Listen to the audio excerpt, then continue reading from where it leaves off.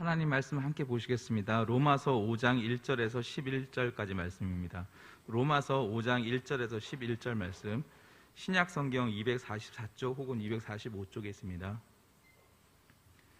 로마서 5장 1절부터 11절까지 말씀 교독하시고 마지막 절은 같이 읽도록 하겠습니다.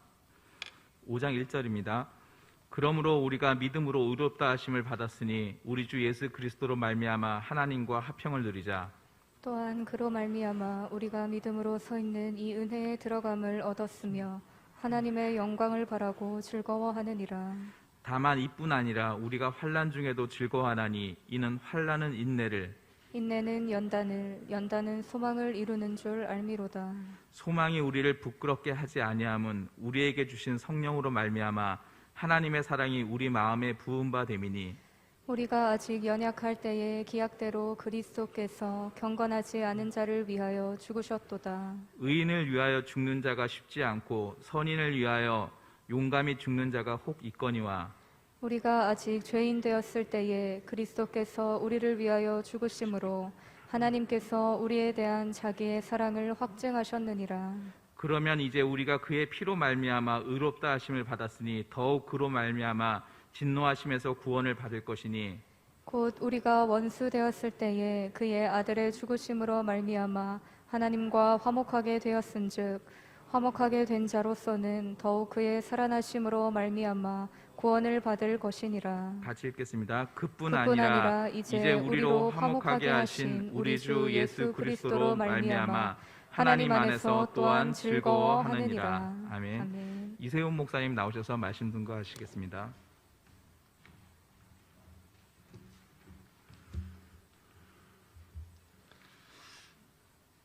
원래 대표 기도가 마치면 이렇게 마무리하는 반주가 나와야 되는데 반주자분이 기도자분의 꿀 같은 목소리에 잠시 타이밍을 놓치셨나 봅니다.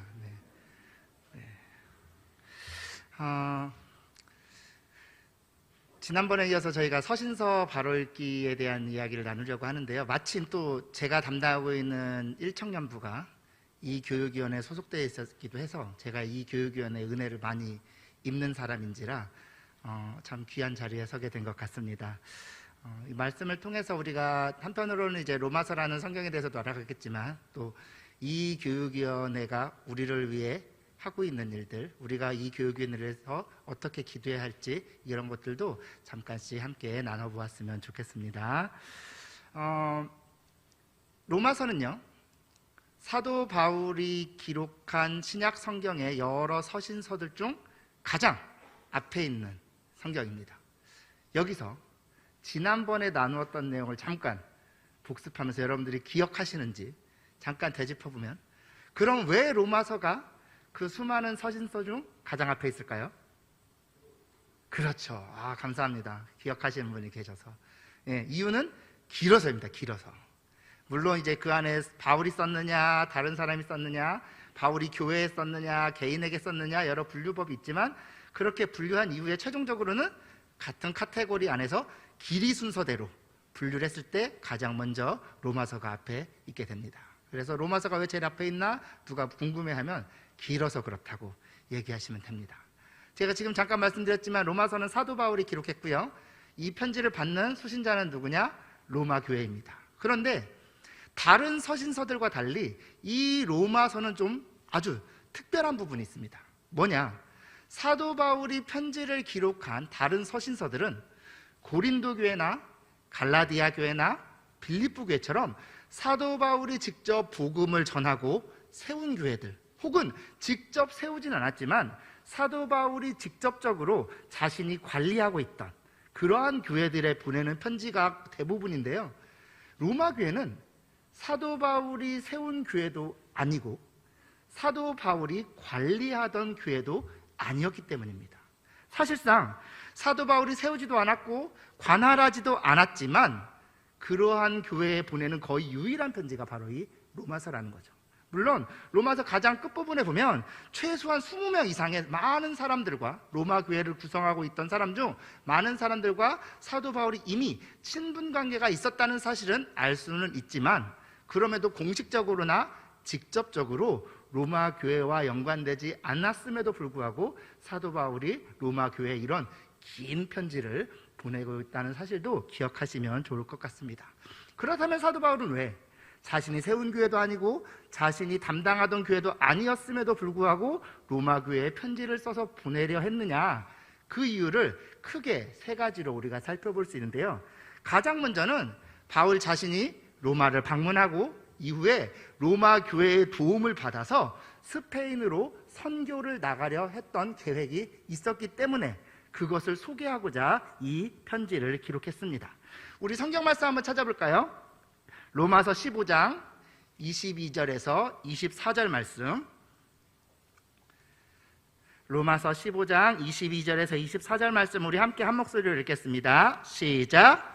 그러므로 또한 내가 너희에게 가려 하던 것이 여러 번 막혔더니 이제는 이 지방에 일할 곳이 없고 또 여러 해 전부터 언제든지 서바나로 갈 때에 너희에게 가기를 바라고 있었으니 이는 지나가는 길에 너희를 보고 먼저 너희와 사귐으로 얼마간 기쁨을 가진 후에 너희가 그리로 보내주기를 바랍니다. 아멘.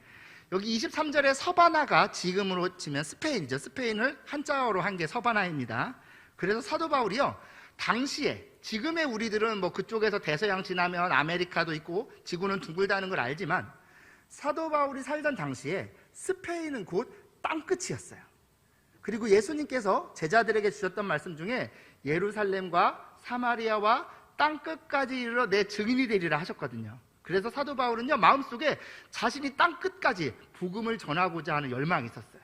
그 표현이 뭐였느냐? 자기는 서바나에 스페인의 복음을 전하겠다 계획을 세운 거예요. 그런데 지금도 그렇지만 당시에도 선교를 나가기 위해서는 재정적인 도움이 필요했던 거죠.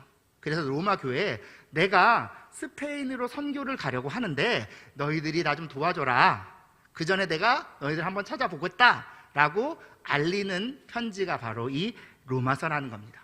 그런데요, 제가 처음에도 말씀드렸지만 로마 교회는 사도 바울이 세운 교회가 아니었어요. 사도 바울이 관할하던 교회도 아니었어요. 그러면 로마 교회 입장에서는 네가 누군데 우리한테 도와달라고 하느냐 라는 질문을 할 법하죠. 그래서 사도 바울이요, 나는 어떤 사람인지, 내가 전하고 증거하고자 하는 복음은 어떤 것인지를 길게 써서 편지를 보냅니다.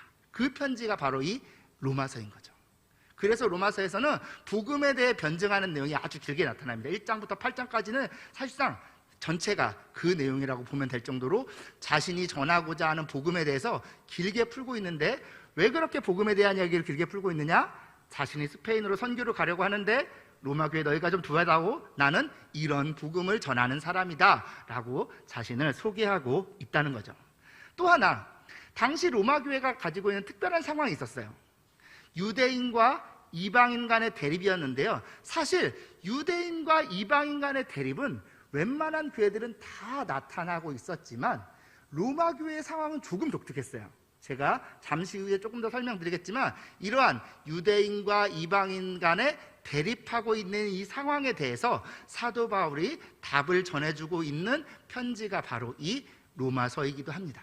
제가 지난번에 서신서를 전체적으로 훑으면서 말씀드렸지만 이 서신서는요, 그냥 뭐 몇천 년 쓸 것처럼 그냥 뭐 크게 교리들을 설명하고 있는 이런 책이 아니라 각각의 이 편지를 받아서 읽어볼 수신자들이 당시에 처해 있던 상황, 혹은 편지를 쓰는 사도 바울의 특별한 상황이 담겨 있는 편지가 바로 이 서신서들인데요, 로마서 역시다 당시에 로마 교회가 처해 있던 상황이 이 편지를 기록하게 되는 배경이 되었다는 사실도 기억하실 필요가 있습니다. 그러면 로마 교회는 다른 교회와 비교해서 뭐가 특별하냐? 사실 설립되는 과정은 다른 교회랑 비슷합니다. 로마 교회는 어떻게 설립되게 되었느냐? 사도행전 2장 말씀에 그 배경을 두고 있다고 할 수 있는데요, 우리 사도행전 2장 10절 말씀도 한번 읽어볼까요? 사도행전 2장 10절 시작. 부르기아와 밤빌리아, 애국과 및 구레네에 가까운 리비아 여러 지방에 사는 사람들과 로마로부터 온 나그네. 네, 여기 곧 유대인과 뒤에 이렇게 말씀이 있지만, 여기 보시면요, 이 말씀이 무슨 내용이냐? 오순절에 제자들이 마가의 다락방에 모여서 기도하고 있다가 성령님께서 임하시는 것을 경험하게 됩니다. 그러고서 자기들이 한 번도 해보지 않았던 여러 나라의 말들로 자신들이 기도하기 시작하는 거예요. 그렇게 예수님의 남겨진 제자들이 여러 나라 말로 기도하는 것을 지나가던 사람들이 다 보게 됩니다. 그 중엔 어떤 사람들이 있었느냐? 오늘 읽은 말씀만 해도 부르기야, 밤빌리아, 애굽, 구레네, 리비아, 로마 여러 지방의 사람들이 유대인들이 자기네 나라 말로, 자기 지역의 말로 기도하는 소리를 듣게 된 거예요. 그러면서 사도 베드로의 설교를 통해서 예수 그리스도의 복음을 알게 되고요, 이 사람들이 자기가 원래 살고 있던 지역으로 다시 돌아가서 그곳에서 예수님을 믿는 교회를 세우게 되는 겁니다. 로마도 역시나 이렇게 고향에 왔다가 다시 돌아간 이 유대인들을 중심으로 해서 교회가 세워졌다고 하는데요, 이렇게 해서 세워진 교회는 일반적으로 많은 수의 유대인과 그 유대인들로 인해서 그 교회 안으로 들어오게 된 적은 수의 이방인으로 구성되게 됩니다. 로마 교회 역시도 시작은 비슷했죠. 유대인이 많고 이방인이 적고, 유대인과 이방인 사이에 대립하게 되면 그러면 누가 강한 쪽일까요? 당연히 유대인이 강한 쪽이겠죠. 원래부터 율법에도 익숙하고 그러한 모임에도 익숙하고, 게다가 자기들이 먼저 교회를 구성하기 시작했으니 일반적으로는 유대인들이 강한 쪽이죠. 근데 로마 교회는 조금 달랐어요. 왜냐? 무슨 일이 있었느냐? AD 49년에 로마 황제 글라우디오가요, 유대인들을 로마에서 다 쫓아내는 명령을 내립니다. 왜 그랬느냐? 예수님이 전해진 이후로 로마 시내에서 예수님을 믿는 유대인과 예수님을 민족의 배반자로 보는 유대인들 사이에 자꾸만 충돌이 일어나게 된 거예요. 이 충돌에 대한 보고가 자꾸 들어오니까 이 황제 글라우디오가 화가 나서는 너네 그럴 거면 유대인들 다 로마에서 나가라 해버린 거예요. 당연히 로마 교회 안에 있던 유대인들도 로마에서 추방되게 되죠. 그러면 이제 로마 교회 안에는 누구만 남았을까요? 이방인들만 남게 된 겁니다. 그때부터 로마 교회는 이방인 중심의 교회로 세워지게 되는데요, 이 황제 글라우디오 이후에 네로 황제가 세워지고, 이 네로 황제가 다시금 유대인들이 로마로 들어올 수 있도록 명령을 내립니다. 그렇게 해서 다시 유대인들이 로마 교회로 돌아오기는 했는데 이미 로마 교회는 유대인 중심의 교회로 구성되어 있었고요, 그래서 로마 교회는 다수의 이방인과 소수의 유대인으로 구성된 교회가 됩니다. 그게 이 로마 사도 바울이 로마서를 기록해서 보낼 당시에 로마 교회가 가지게 된 독특한 구성이 된 거죠. 그럼 이제 입장이 바뀌었습니다. 유대인과 이방인이 대립을 하게 되면 이제 누가 강한 쪽일까요? 이방인이 강한 쪽이 된 거죠. 다른 교회들은 그렇지 않은데, 실제로 그런 장면을 우리가 어디서 볼 수 있느냐? 로마서 14장, 15장 이렇게 말씀을 보시면요, 강자와 약자에 대한 이야기가 나와요. 우리 로마서 14장 1절 말씀 한번 볼까요? 함께 읽어봅시다. 시작. 믿음이 연약한 자를 너희가 받되 그의 의견을 비판하지 말라. 15장 1절도 한번 읽어보겠습니다. 시작. 믿음이 강한 우리는 마땅히 믿음이 약한 자의 약점을 담당하고 자기를 기쁘게 하지 아니할 것이라. 네. 이 말씀이요, 로마서가 아닌 다른 서신서에 기록되어 있었다면 여기서의 믿음이 연약한 자는 이제 갓 신앙생활을 시작한 이방인이 되었을 거예요. 그래서 믿음이 강한 우리는, 먼저 하나님의 말씀을 받아서 말씀을 잘 알고 있는 우리 유대인들은 아직 믿음이 연약한 이방인들의 약점을 잘 담당해 줘야 된다라는 말씀이었을 거예요. 근데 로마서에서는 달라요. 왜냐? 이 말씀이 음식과 관련된 말씀인데요, 이방인들은 애초에 율법에 매이지도 않았고 예수 그리스도를 통해서 율법으로부터 자유로워졌다는 걸 잘 알았기 때문에요, 음식을 먹는데 별 제한이 없었어요. 근데 유대인들은 여전히 율법을 지키고 있었기 때문에 안 먹는 음식들이 많았죠. 이방인들의 눈에는 그런 유대인들이 믿음이 연약한 것처럼 보이는 거예요. 야, 예수님께서 우리를 자유롭게 하셨는데 왜 너네는 안 먹는 음식이 이렇게 많아? 너네는 이렇게 믿음이 없니? 라고 하는 일들이 생겨난 거죠. 그러자 사도 바울이 그 이방인들에게 뭐라고 하느냐?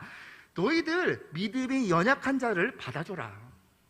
유대인들이 아직은 율법에 매여서 음식을 여러 가지 가리고 있지만 믿음이 강한 우리, 예수 그리스도로 말미암아 율법으로부터 자유로운 우리가 아직 믿음이 약한 유대인들의 약점을 담당해 줘야 된다라고 권면하는 내용인 거예요. 다른 서신서와 달리 이 로마서에서만큼은 강한 자가 이방인, 약한 자가 유대인이라는 거죠. 그래서요, 바울이 약한 자를 더 옹호한다. 특별히 로마서 안에서는 유대인들을 더 옹호하고 있다. 이 로마서에서만큼은 유대인들이 약한 자의 위치를 차지하고 있었다라는 사실을 기억하시면서 로마서 후반부를 읽으시면 이 말씀이 조금 더 이해가 되실 겁니다. 이어서 로마서의 주제를 크게 두 가지로 나눠보려고 하는데요. 첫 번째는 앞서 말씀드렸던 것처럼 바울이 전하고자 하는 복음, 바울이 증거하고자 하는 복음이 무엇인지를 로마서 1장에서 8장까지의 내용을 통해 전합니다. 그래서 한마디로 정리하면 뭐냐? 하나님의 은혜로 시작되어 완성되는 구원이 바로 복음이라는 겁니다. 구원의 시작이요, 하나님과 우리가 우리의 죄 때문에 그 관계가 깨진 것을 하나님이 먼저 회복하시려는 거에서 시작되었다는 거예요. 우리 말씀 한번 찾아 읽어볼까요? 로마서 9장 아까 읽었지만 6절과 8절, 10절 말씀만 한번 읽어봅시다. 먼저 6절부터 시작. 우리가 아직 연약할 때에 기약대로 그리스도께서 경건하지 않은 자를 위하여 죽으셨도다. 8절 시작.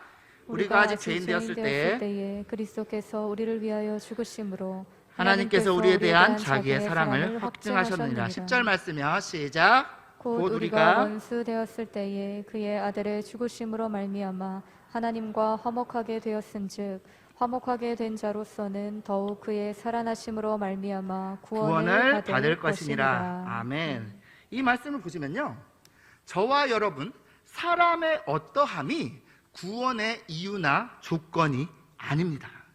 여전히 사람들은 하나님을 믿으려 하지 않아요. 여전히 사람들은 하나님과의 관계를 회복하려는 생각이 없어요. 그런데 여전히 그렇게 의롭지 않은 사람들을 하나님께서 의롭게 될 기회를 허락하셨다는 거예요.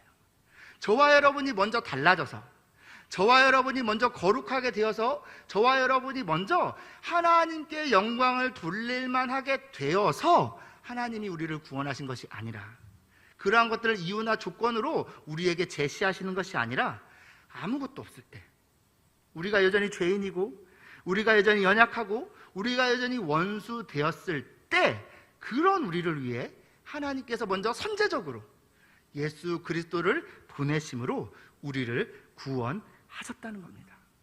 우리는 여전히 연약한 존재이지만, 우리는 여전히 죄인이고 우리는 여전히 죄로 말미암아 하나님과 원수된 사이이지만, 그런 우리의 죄 때문에 하나님과의 깨어진 관계를 예수님을 통해 회복하셨다는 거죠. 로마서가 이야기하고 있는 이 구원은요, 이렇게 하나님께서 여전히 죄 가운데 있던 사람들을 예수 그리스도를 통해 먼저 불러주심으로 당신의 백성 삼으셨고, 그렇게 하나님의 백성이 되어 하나님의 통치 안에 거하게 되었다. 이것이 구원이라는 겁니다. 예수님으로 말미암아 하나님의 백성이 되고 예수님으로 말미암아 하나님의 통치 안에 거하게 되었다는 것, 이것을 믿음으로 고백하고 인정하는 것, 이것이 구원의 시작이라는 거죠. 어떤 분들이요, 우리가 구원받는 거에 대해서 우리가 죽어서 천국 가면 구원받는 걸로 생각하시는 분들도 있어요. 하지만 우리 구원은 이미 시작되었습니다. 지금 우리의 모습을 보면 하나님의 자녀, 하나님의 백성이라고 하기에 사실 부끄러운 부분들이 많지만, 과연 우리가 구원받은 게 맞나? 별로 나 안에 달라진 것도 없는 것 같고, 내가 그렇게 별로 잘하고 있는 것도 없는 것 같은데 나 같은 사람이 구원받는 게 맞나? 이런 의심이 들 때도 있으시겠지만요, 그런 것과 상관없이 하나님께서 은혜로 선제적으로 저와 여러분을 구원하셨다는 사실을 믿음으로 고백하는 것, 그것이 로마서가 이야기하는, 사도 바울이 이야기하는 구원의 시작이라는 겁니다. 그런데요, 이게 시작이긴 하지만 끝은 아니에요. 구원이 선물로, 은혜로 우리에게 주어졌지만 저와 여러분이 살아가고 있는 이 세상이요, 여전히 흑암의 권세의 지배 아래 있기 때문입니다. 우리는 하나님께서 은혜로 우리를 구원하여 주심으로 인해서 죄의 권세 아래에서 하나님의 백성으로 신분이 달라지긴 했는데, 여전히 세상이 죄악으로 충만해 있다는 거죠. 우리의 실제적인 존재가 바뀐 것은 아니라는 거예요. 실제로요, 우리가 우리 자신을 겸손하게 돌아보면 우리는 여전히 하나님의 통치보다, 하나님께서 우리를 다스리는 것보다 우리 안에 있는 죄악된 욕망들, 나만 사랑받고 싶고, 나만 가지고 싶고, 나만 높임을 받고 싶은 그러한 이기심에 더 익숙하다는 거예요. 구원받았지만, 하나님의 백성이 되었지만, 우리의 신분이 달라졌지만 여전히 그렇다는 거죠. 그래서요, 저와 여러분이 여전히 죄인인 우리를 하나님께서 은혜로 구원하셨다고 믿는다면, 그걸 믿음으로 고백하신다면요, 우리는 그러한 달라진 신분에 맞게 우리의 실제적인 삶도 변화되도록 최선을 다해야 합니다. 왜? 우리는 신분이 변화되었다는 사실을 믿으니까. 안 믿는 사람은 어쩔 수 없지만 우리는 믿으니까 그 변화된 신분에 맞게 사는 거예요. 생각하는 것, 행동하는 것, 다른 사람을 대하는 것, 삶을 살아가는 모든 것이 하나님께서 원하시는 대로, 하나님께서 기뻐하시는 대로 달라져야 한다는 거죠. 이것을 조금 어려운 말로 뭐라고 하느냐? 성화라고 하는 겁니다. 저와 여러분이 지금 실제로 구원받았지만 실제로 성화되는 일이 우리 삶에 계속해서 있어야 한다는 거예요. 우리를 하나님의 백성 삼아주신, 우리를 당신의 통치 안에 거하게 하신 그 하나님의 은혜에 우리가 반응하면서 하나님의 통치 아래 거하는 것, 우리의 생각도 우리의 삶도 하나님의 백성답게 달라지는 것, 이것이 지금 우리가 살아가는 구원의 현재라는 겁니다. 그렇다면 우리 구원의 끝은 어떻게 될까요? 우리 구원은 어떻게 끝날까요? 당연히 하나님의 통치가 우리뿐만 아니라 온 땅 가운데 온전히 이루어지는 하나님의 나라를 우리는 살아가게 될 겁니다. 반드시 살게 됩니다. 아직 오지 않았지만 올 수도 있고 안 올 수도 있는 것이 아니라 그날은 오기로 이미 약속되어 있습니다. 실제로 올 거고요, 저와 여러분이 그곳에서 우리 역시나 온전히 하나님의 통치를 받으며 살 겁니다. 이게 저와 여러분에게 약속된 구원의 완성인 것이죠. 하지만 그날까지는 우리가 어떻게 해야 되느냐? 지금 여전히 우리 안에 남아있는 죄악된 욕망들, 여전히 우리 안에 남아있는 이기심들과 싸우면서 하나님의 백성답게 우리를 변화시켜 나가야 하는 거죠. 오늘이 이교육위원회 헌신예배인데요, 이 교육위원회가 교육하는 대상이 누구일까요? 바로 대학생 이상의 모든 성도님들입니다. 사실상 이 자리에 앉아 계신 분들은 다 이 교육위원회 대상이 되십니다. 그런데요, 우리가 배우긴 뭘 배워요 하는 마음을 가지신 분들이 사실 이 자리에 많으실 거예요. 이제는 배울 단계가 아니라 배우는 거를 실천하고 나누고 하는 단계지, 배우는 거는 아직 이제는 나랑은 상관없어요. 내가 학교 졸업한 지가 언젠데, 마지막으로 시험이라는 걸 본 게 언젠지 기억도 안 나는데 배운 게 뭘 배웁니까? 라고 생각하실 수 있지만요, 앞서 나눈 것처럼 우리는 하나님의 통치를 받는 삶이 무엇인지, 우리가 어떤 삶을 살아야 하는지 평생 계속해서 배우고 익혀야 하는 사람들입니다. 예수님께서 어떤 삶을 사셨는지, 그래서 우리는 그 예수님을 어떻게 닮아가야 하는지, 그래서 우리는 어떻게 생각해야 하고 어떻게 행동해서 어떻게 살아야 하는지 계속해서 배우고 실천해서 우리 자신을 변화시켜야 하는 거죠. 그래서 필요한 게 뭐냐? 바로 이 교육위원회라는 겁니다. 우리의 구원은 하나님의 역사로 선물로 우리에게 주어졌지만 우리에게는 그 신분에 맞게 변화된 삶을 살아야 하는 목표가 남아있기에 그렇게 우리가 살아가야 할 새로운 삶을 배울 수 있도록 저와 여러분을 돕고 섬기시는 분들이 바로 이 교육위원회이신 거죠. 이 교육위원회가 이렇게 귀한 일을 섬기고 있음을 기억하면서 여러분들도 힘내시고요, 다른 많은 분들도 우리 이 교육위원회를 응원해 주셨으면 합니다. 두 번째로, 로마서의 두 번째는 뭐냐? 유대인과 이방인의 하나됨입니다. 이것은요, 로마서 9장 말씀 이후에 유대인들의 구원 문제에 대한 논쟁으로 시작하는데요. 유대인들에게는요, 자신들이 하나님의 말씀을 받았다는 아주 강한 프라이드가 있었습니다. 그건 사실이기도 하죠. 하나님께서 이스라엘 백성을 택하셔서 그들에게 처음으로 율법을 주셨거든요. 하지만 그렇게 이스라엘 백성들에게 율법을 주신 것은 하나님께서 이스라엘 백성들만 사랑하셔서 이스라엘 백성들만 당신의 백성 삼으시려고 하셨던 것은 아니었어요. 이스라엘 백성들을 통해 온 세상 모든 민족들이 하나님의 백성이 되도록 하는 것이 하나님의 계획이었던 거죠. 그런데 유대인들이 그걸 삐뚤어지게 받아들여요. 어떻게? 우리는 특별한 사람이야, 우리는 선택받은 백성이야, 우리만 하나님의 사랑을 받는 사람이야 라고 생각하게 됐던 겁니다. 그러면 태어날 때부터 유대인으로 태어난 사람은 그렇게 하나님의 백성이 되는 게 어렵지 않아요. 이미 혈통은 유대인이니까. 그런데 그러면 태어날 때 유대인으로 안 태어난 사람은 어떡하냐? 그러면 그 사람들이 유대교에 들어와서 율법을 잘 우리처럼 지키고 살면 그 사람들도 유대인이라고 하게 된 거예요. 이러한 논쟁이 로마 교회 안에 이방인이 들어오고 이방인 주류를 이루게 되면서 시작된 겁니다. 이러한 유대인들의 선민사상이요, 실제적으로는 두 가지 방향으로 나타나게 되는데요.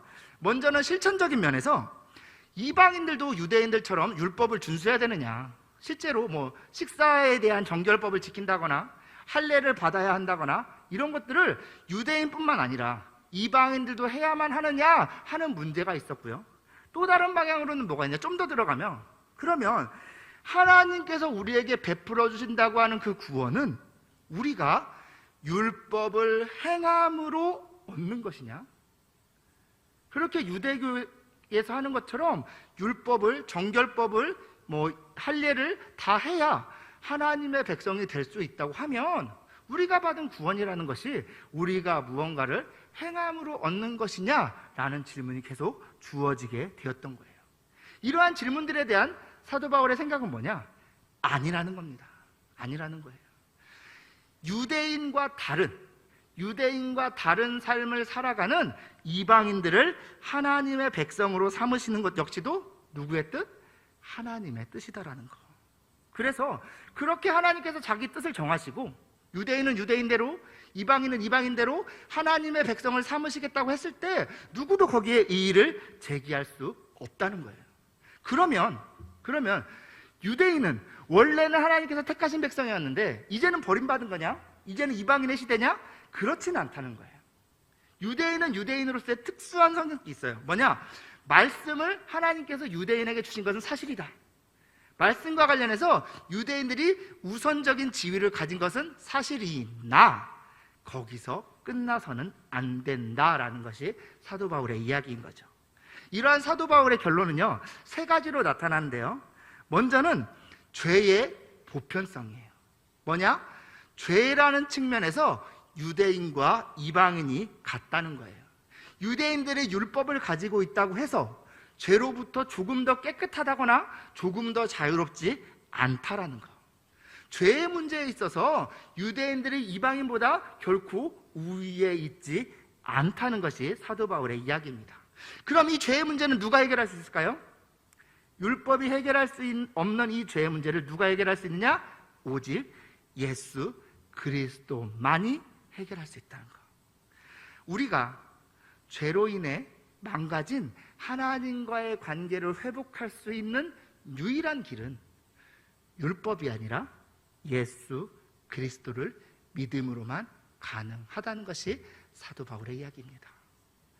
그래서 유대인들 너희가 비록 율법은 가지고 있지만, 하나님께서 너희들에게 율법을 주신 것은 사실이지만, 그런 면에서 너희가 조금은 특별하다고 할 수는 있지만, 그렇다고 이래서 구원의 문제에 있어서 너희가 우위에 있는 것은 결코 아니다라고 이야기하고 있는 것이죠. 그리고요, 두 번째는 이 죄를 어떻게 해결하느냐, 어떻게 우리가 하나님 앞에 의로워질 수 있느냐, 이것과 관련해서요, 사도 바울이 율법은 인간의 죄를 해결할 능력이 없기 때문에 율법은 하나님의 의를 이룰 수도 없고, 앞서 나눈 것처럼 그리스도에 대한 믿음, 그리고 성령 하나님께서 우리 안에 찾아오셔서 주시는 그 은사를 통해서만 하나님의 의를 이룰 수 있다 하는 것이 사도 바울의 이야기입니다. 결론적으로요, 하나님의 의는 우리가 어떻게 이룰 수 있느냐?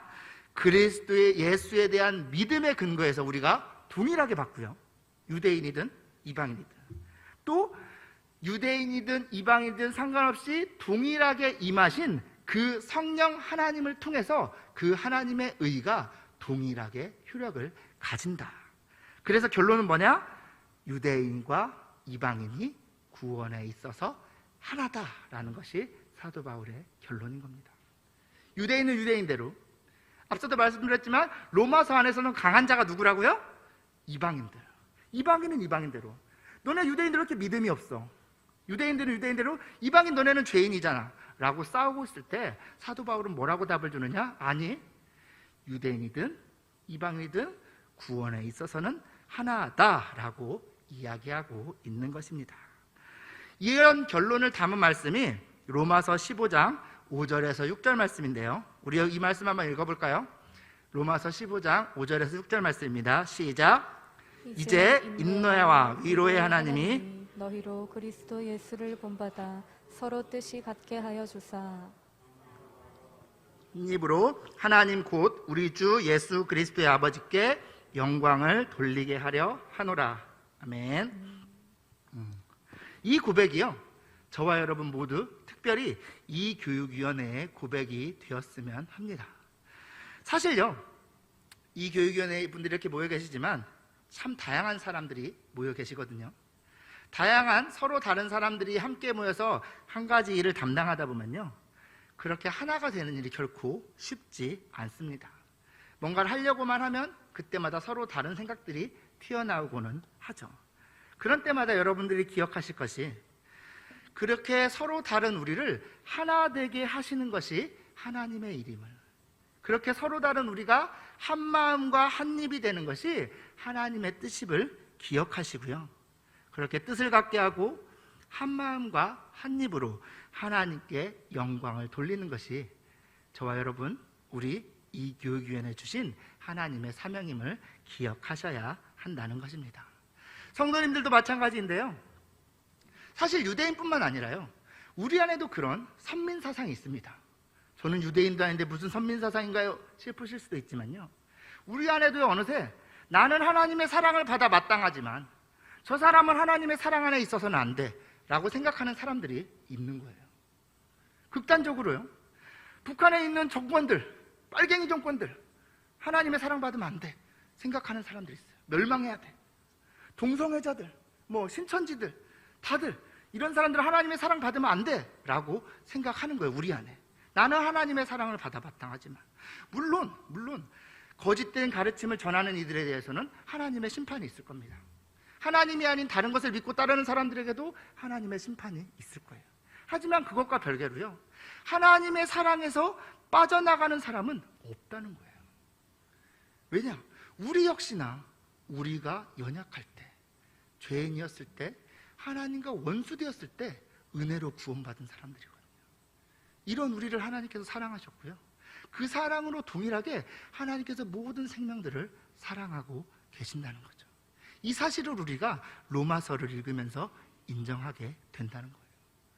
그래서 우리가 좋은 것, 옳은 것, 잘못된 것은 분별해야 되겠지만 그 누구도 하나님의 사랑에서 벗어나게 보아서는 안 된다는 거예요.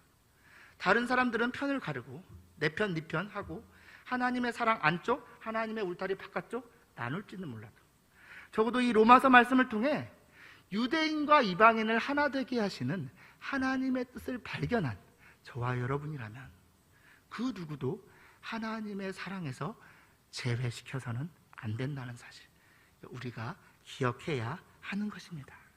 이렇게 그리스도 예수를 본받아 모두의 뜻이 같게 하여 주시고 한 마음과 한 입으로 하나님께 영광 돌리길 원하시는 하나님의 뜻을 기억하며 이렇게 남은 삶을 통해, 그리고 이 로마서 말씀이 주시는 은혜 안에서 늘 하나됨을 이루어가는 저와 여러분, 특별히 우리 이 교육위원회 성도님들 되시기를 진심으로 소망합니다. 기도하시겠습니다.